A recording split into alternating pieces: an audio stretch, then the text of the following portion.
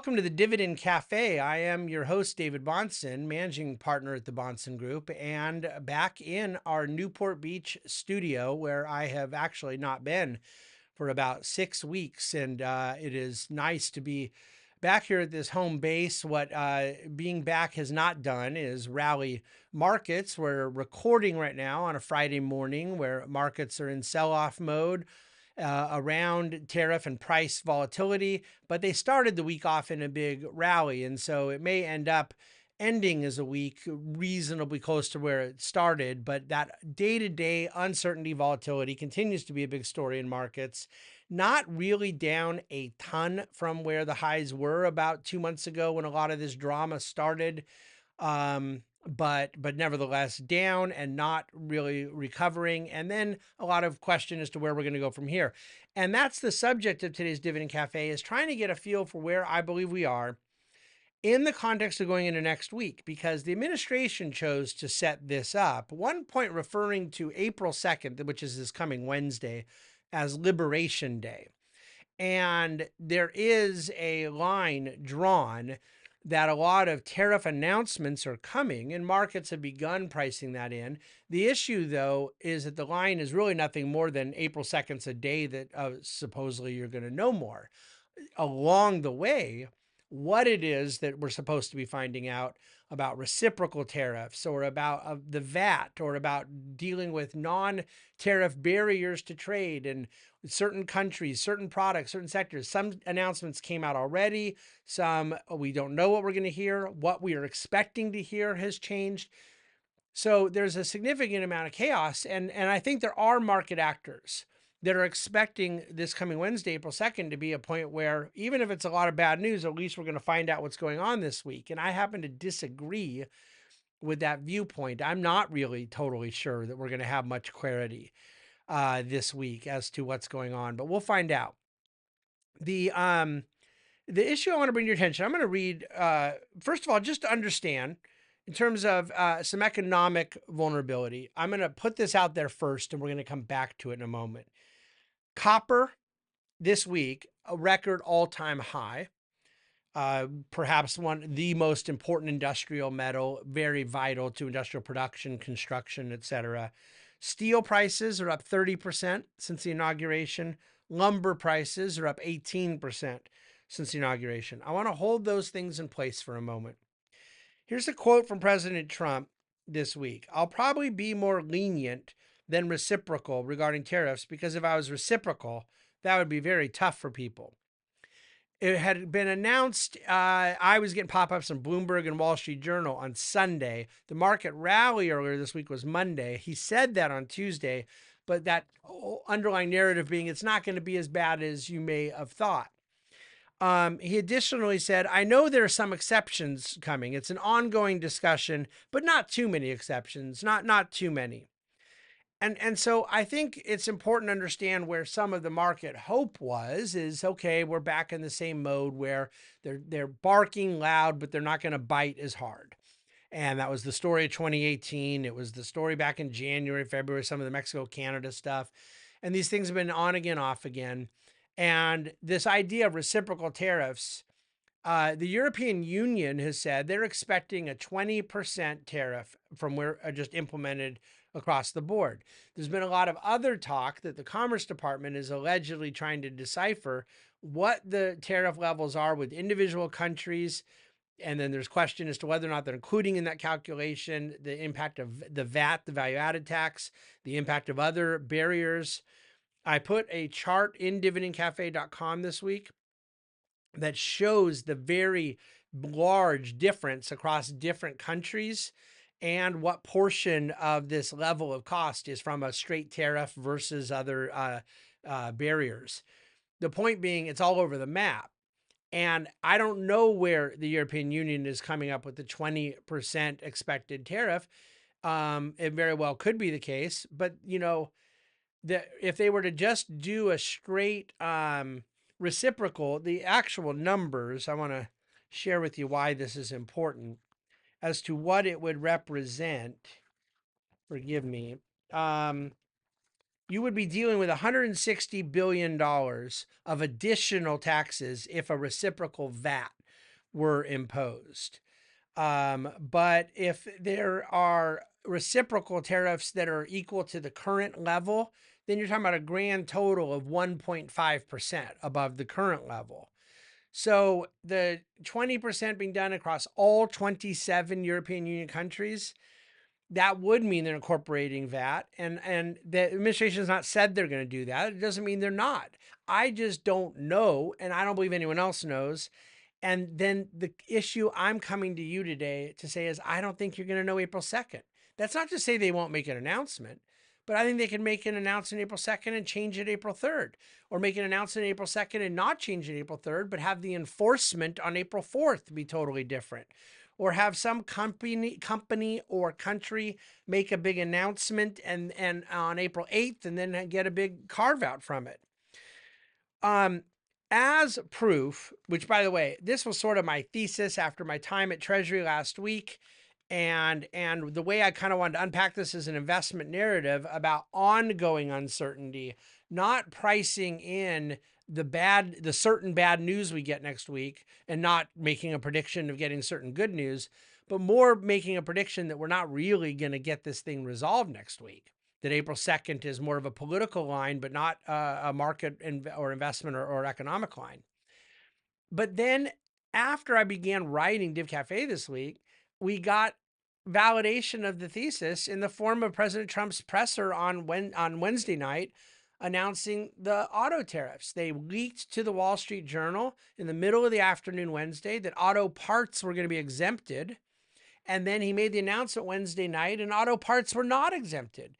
And automobile imports and auto part imports, they didn't wait until April 2nd. They put that out ahead of time.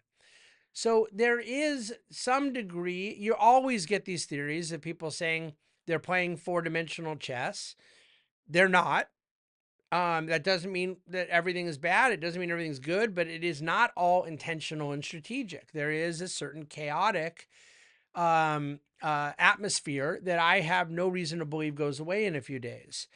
So again, what we're talking about here in terms of market actors from the vantage point of the clients of the Bahnsen Group and those of you who are our investors is, I'll make a quick point on reciprocity. If we were only doing reciprocal tariffs and not factoring in the VAT cost that Europeans charge to Europeans, you would barely be getting much increase. If they're just going to do a flat level across all, then it's a much higher cost than people realize. But then it's going to immediately, I think, start begging for carve-outs and exceptions. If we're trying to get to a point of what they call fairness, I want to point out that the tariffs that are being imposed by certain countries are being paid by their country's importers. And what we are suggesting is we're going to punish Germany by charging our country's importers, our country's consumers for what Germany's doing. So I don't believe that there's going to be a lot of stickiness to the substance of the argument. But if we believe it's, as President Trump alluded earlier in the week, not going to be as severe, then maybe markets priced in more than is coming. And yet the news of a 25% tariff on all auto imports was announced Wednesday night. Now, markets didn't care Thursday at all. And in fact, Volkswagen was up and a couple European automakers were down a little. Volkswagen was up and the US automakers were down the most. And so I think that what we're dealing with is a broad issue of cost that will come to Americans and a complexity. Let's use the auto issue as an example. US automakers import a lot of parts, so there's a cost to them. Obviously, a lot of foreign automakers are exporting to us, and so they're going to be subject to this higher cost as it gets imported into America. So who do you think stands to benefit the most if this is hurting both foreign and domestic automakers? Used cars. And so this is not new production. This is a benefit to a secondary market if that were to play out that way. I'm not sure that's really the most visible effect benefit that the president's going to. But when I use that term visible effect, that kind of tees up the biggest point I want to make. When those that are hearing it at a high level are saying, okay, look, David, there's uncertainty and we've seen the stock market get a little volatile here, but you yourself have said it hasn't been that bad. And I stand by that 100%. It's been nothing severe historically whatsoever at this point. Do I believe that that's the real cost, is just a little volatility in market? No, I believe the cost is invisible effects that we effectively say, oh, we think that visibly we're going to help American manufacturing jobs. And I don't agree with that assessment. But if I did, we're missing the impact of American services jobs. We have 17 million people in this country employed in hospitality, travel, leisure. You get significant decrease in tourism from Canada, for example, there is a cost there. And you could say, I don't care. And you could say, I don't think it'd be that bad, but you can't say there's not a cost. That's where these different trade-offs are. And I think that the economic impact right now has been categorized around a couple different lanes. One is the real cost that's visible, lumber prices and copper prices and steel prices that I brought up earlier. Those visible and short-term costs are a problem. Now, some will say there's going to be visible short-term benefits, and maybe there will be. And maybe you just think those things offset. I don't happen to agree, but there is on the table right now the visible short-term cost and downside. But then I think beyond that, the issue we're dealing with is fears of an economic slowdown.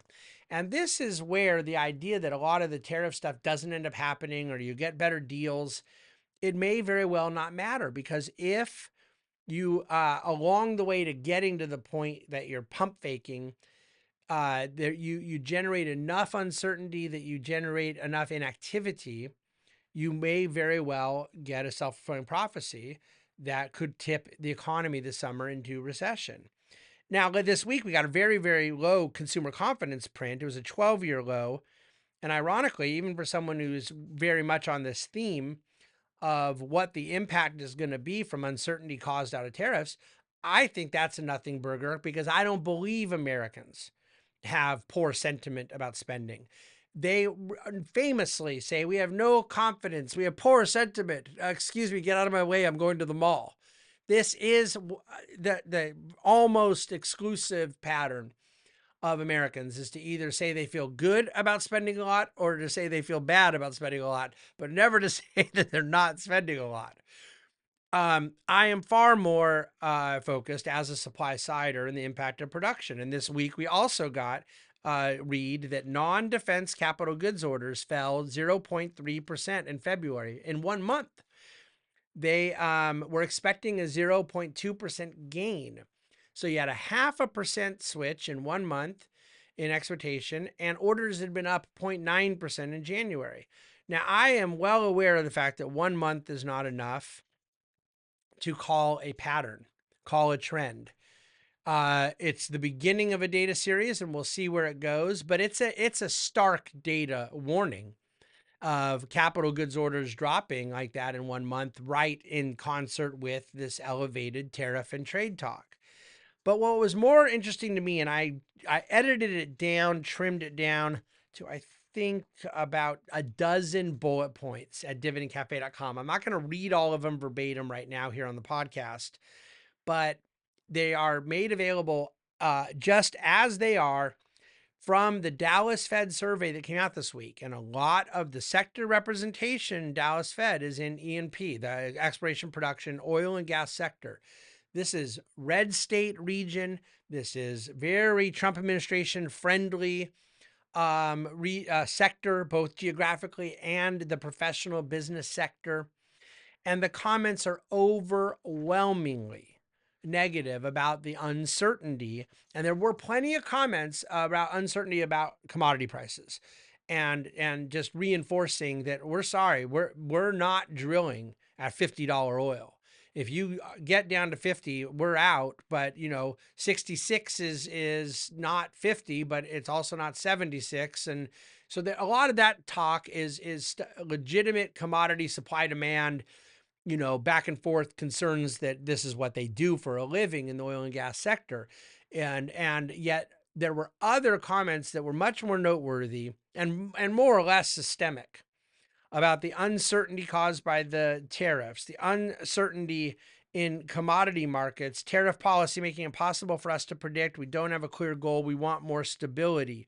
Administration's tariffs are increasing the cost of our casing and tubing by 25%, even though inventory cost our pipe brokers less. Tubular manufacturers immediately raised their prices to reflect the tariffs on steel.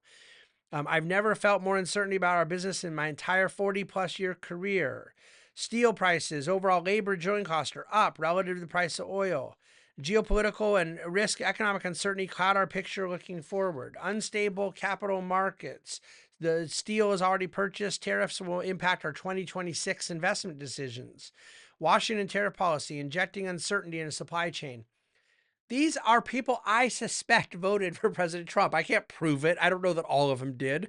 But yeah, I don't think there's a lot of oil and gas executives in Texas that were not Trump voters. And this is what they're saying about the uncertainty here. So I'm not making political comments, and I promise you they weren't making political comments. I think that we are dealing with a certain elevated uncertainty that is problematic for the economy, no matter what is going to happen with tariffs and no matter what one thing should happen. This is where I want to end things today. What is going to happen next week? It should not surprise you to know that I do not know, and that neither do you, and neither does anybody else. And yet, my additional point is I don't think anyone in the White House does either, quite possibly including the person who's in charge of it. There is a lack of clarity, and I would argue that the concern we're going to get to a place of a permanent elevated tariff environment, a sort of imposed cost, an imposed trade barrier that is coming. I would argue it is all at once not impossible. It is not my base case, but it is very close to a base case. It's on the table. It is what the administration's threatening, and it is what some of the administration spokespeople are publicly advocating for. New sheriff in town, new environment, new tariffs, that we're going to try to create a structural reordering of the way trade flows work, and doing so out of a belief that they want to bring the trade deficit down. I believe that the trade deficit will not go down even if they succeed in decreasing imports. I don't know why we'd want to decrease imports, but let's just pretend we think that's a good thing, and let's pretend we think it's going to help American jobs, which I do not think it will. However, net. However, it will decrease American exports too. So if one side of the pool is going out, the other side of the pool going out, you're not doing anything to lift the pool, and you're not changing the direction of it. And a trade deficit's a byproduct of imports and exports. So if they're both going down in concert, all you've done is bring down total trade, not the gap between imports and exports, which is what the trade deficit is. I think President Trump would like a headline victory out of this. I think he's determined to get one. If one asked me to bet, not with client money, not with my own money, not with investment capital that is attached to long-term goals, but just place a wager, will he end up claiming some sort of headline victory out of this in 2025 or 26 or at some point in this administration? I would bet he's going to. The issue is, will that headline victory be, I got the trade deficit down? I'm skeptical. Will it be, we avoided recession? If they do go forward with all this, I'm very skeptical. The issue is going to be, what are the catalysts that cause the president to potentially reverse? And a lot of people on my side of this issue think that that is gone. It's off the table, that they're determined to go fully forward. And maybe they are. But I think a win for America matters to the pathology of the country, at least a perceived win, a cosmetic win. And there's another thing he said this week that you ought to have in your calculus right now. The auto tariff thing, the threat of reciprocity, what the EU said, what they said on Monday, what markets have done. And then you hear the president say, I could knock down the tariffs on China a couple percent if they let us divest TikTok, some social media app for 15-year-olds, and this vitally important thing to even out global trade, to right the wrongs of the WTO for 25 years. And yet that could be just cast aside if they let us have our dancing teenager app back or something.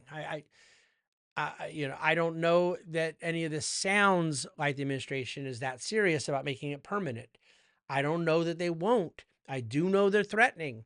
All I'm saying is it is not true that somebody can look at the facts on the table and say we have total clarity as to what's going on.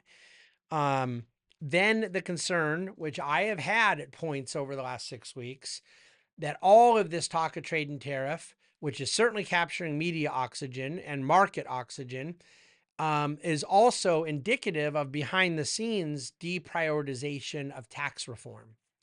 And I did come away from my time in Washington last week very convinced that's not the case in Treasury. There are voices on President Trump's shoulder, a lot of them are from Trump 1.0, that are adamantly reinforcing the supply side priorities that need to happen. Much of the messaging I'm hearing from Secretary Bahnsen, Treasury, and from Kevin Hassett, National Economic Council, even if they say a couple flirty things, footsie things about tariffs here and there, they most certainly are reinforcing that there needs to be a supply shock upside out of tax reform, permanence of prior Trump tax cuts, deregulation, and energy independence. And that policy portfolio hasn't changed there. And I don't really believe it's changed with the President of the United States either, but I do understand that the public messaging makes it look like it's been deprioritized. I am all at once a little less concerned that it's been deprioritized as an agenda, but I'm more concerned about the just challenge and complexity and difficulty of getting it done. There is a really tight rope to walk here, and getting one big, beautiful bill done, as the president said, by May can happen and would be very offsetting to a lot of the economic issues from the tariff side. But it is not a foregone conclusion that it will. And when people say, is it 50-50, 40-60, 60-40, I can't do all that. It's somewhere in between there. It's somewhere between 30-70 and 70-30, okay? So it isn't a very, very high odds and it isn't a very low odds, but that leaves a lot of bandwidth in between, okay? Two things I want to say to you on the tax reform side that is barely discussed right now because of auto parts and TikTok and tariffs and all the whatever.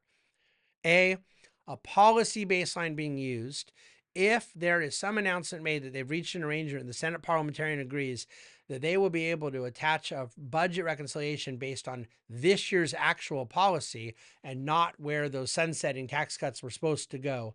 That's worth about $2.5 trillion of additional bandwidth in where they go with a tax bill.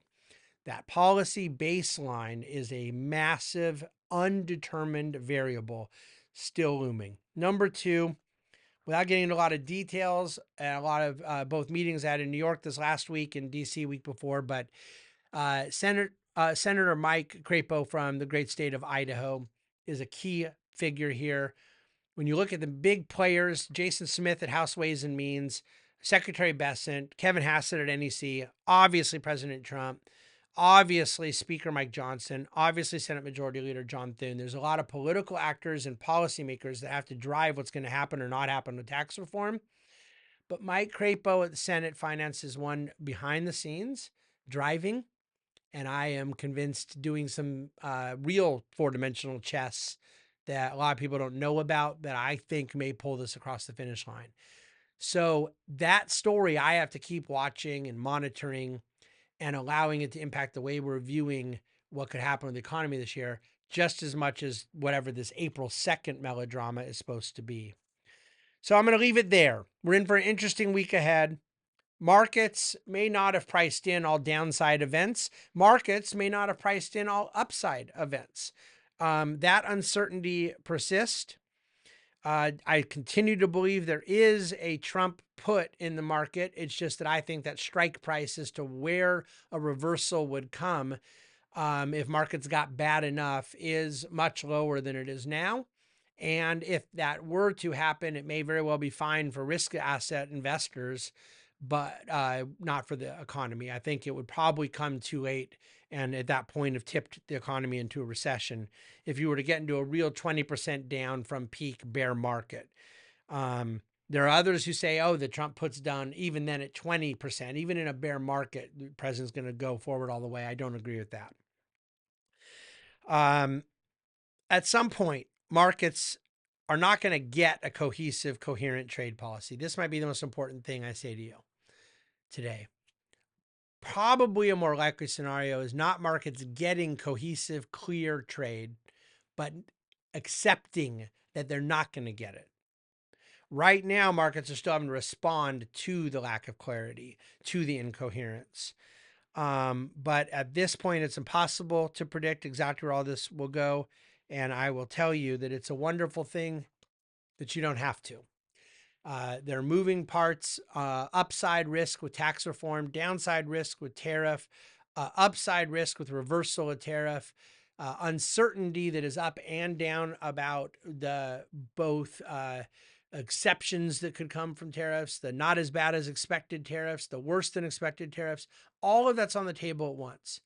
And if you believe that there's ever been a period where there was an upside and downside uncertainty in markets, you're wrong. It's always been there. This is public. This is vocal. I'm talking about it every darn week, and I'm sick of talking about it, but it's my job. And I want you to be informed about the way we're thinking about it. But anyone who believes I'm supposed to lay a bunch of additional risk on because this is all going to boost us a bunch over the next 6 months, I think it's crazy. And anyone who thinks I need to take all the risk off that was appropriately priced into my portfolio, that is my portfolio being appropriately constructed around expectations of certain levels of downside volatility, and that somehow this is changing all that, they're very wrong. Portfolios have to have been designed to withstand this, but this is what this is. Upside, downside uncertainty that I don't think is going anywhere April 2nd, April 3rd, next week. That's where we are in the ongoing saga. Please reach out with any questions you have, questions@thebahnsengroup.com. You are very welcome to email me and tell me that I'm being too nice to the president or I'm being too mean to the president. I'm going to continue telling you this. As long as I keep getting a note every hour from someone saying I have Trump derangement syndrome, which is an absurd accusation, and someone else telling me that I'm all in on MAGA, which is an absurd accusation, all I'm going to do is just delete and assume I'm doing my job. But that's literally how severe some of these notes are I'm getting, that they're this severe this way and this severe that way, and they can't both be true. I'm doing my best to call balls and strikes on what's happening in the economy. There are things I disagree with what the president's doing. There's things I agree with, and there's things I don't know what they're going to end up doing.